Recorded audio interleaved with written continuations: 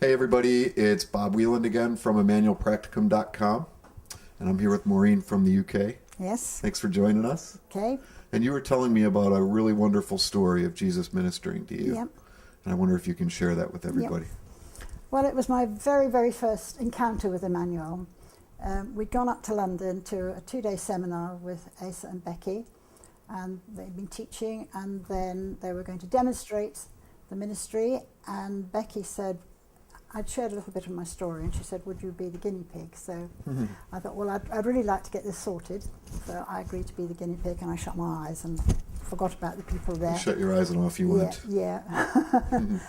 And the thing is that in August, I felt very lonely.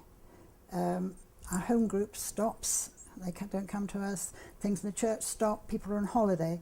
And I've got my husband, Pennant, but still I felt lonely. It was all right when I was younger and the children, we all went to holiday, but in recent years, I've really disliked August. Just that month of August. Yeah, just August when everything shut down. And I got hold of Dr. Carl Lehman's book, and I'd read it. Outsmarting Yourself. Outsmarting Yourself. And I'd read all about implicit memory and how that can affect me now. And I really began to pray about it, and I saw a connection. So I said to Becky about it, and she said, well, will you be the guinea pig? So I was the guinea pig. This is my very first time, Immanuel, and I was the guinea pig. For an Immanuel Prayer Session, like a live demo with the live seminar. demo, Yes. that's right. And so we went and found a place, a memory of Jesus, and I saw Jesus in the room, and then asked Jesus to take me to the source of this loneliness. And he took me back to when I was 6, and it was during the war.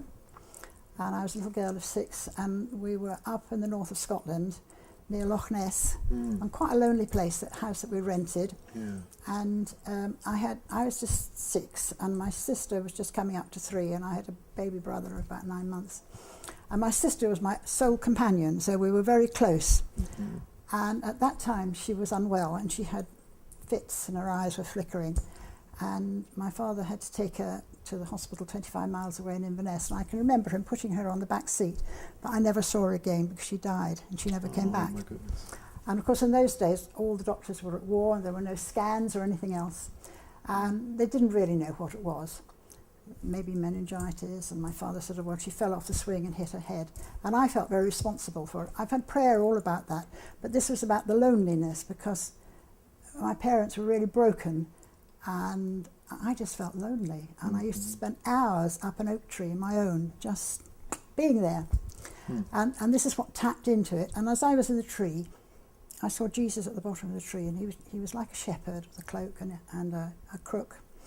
And he called me down, and he held me in his arms, and he said, it wasn't your fault that she died.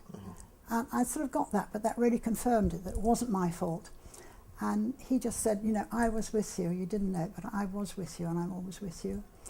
And he held me and comforted me, and it was just wonderful. And then he took my hand, and we went for a walk, because it was in the country, and I can remember seeing a rabbit coming out of a hole, what have you, and it just was resolved.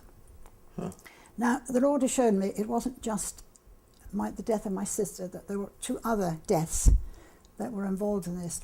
I went away to boarding school, and that was brilliant. I loved it. But I had a very special friend called Joe, and I became a Christian when I was 16 in the Easter holidays. And when we left school, I took her to an evangelistic meeting, and she gave her heart to Jesus. And so now we were both Christians. That was great. And she was sort of living near me at the time. And then she went back to the Isle of Wight, which is an island off the south coast of England, where her mother was. And she was looking for a church. And she found a very, very strict, exclusive church, which thought it was the only church that was ever going to get to heaven, and they weren't allowed to meet with other people, not even other Christians. So she wasn't really allowed to meet with me, and so I lost my friend because I hardly ever saw her. And then she emigrated to Canada, and I never saw her again. So it was like another death. And so the Lord took me to a place, a little cafe, where we were having coffee, sitting at the table, and he was in between us, and I was able to say, one of the things I said, well, I took her to you, and now this is taking her away. It's not fair. And he said, no, it's not right, but just let her go. So he helped me just to let her go. So that was healing.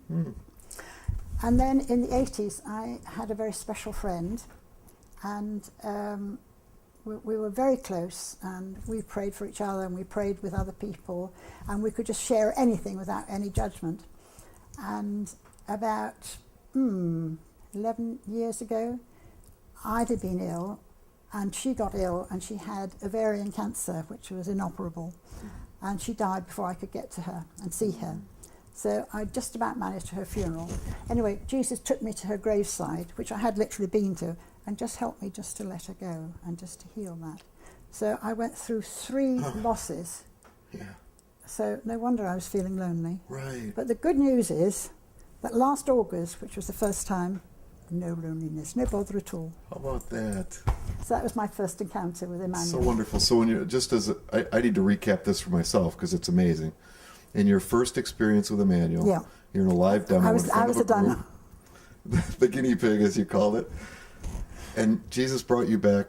He highlights an implicit emotion Yeah. of loneliness. He Yeah. brings you back into 3 Of loss. Of loss, Different kinds yes. of death. And Through loss. brings you into 3 specific memories that relate to and that. heal them all. And just being in those memories, allowing yourself to be with him.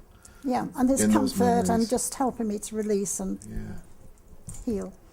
And, And you got to witness that fruit after one session like that Yeah, the following and August. so it came to August, no problem. That is just wonderful. Thank you, Lord. Yes. I appreciate Jesus. Yeah. Good job, Maureen. Thank you so much for sharing with us. Okay, That is a pleasure. beautiful testimony. Yeah. And thank you all for joining us again here at ImmanuelPracticum.com. We just bless you all, and I just invite you to keep watching out for more amazing testimonies of Jesus transforming our lives. Yeah. We'll see you soon.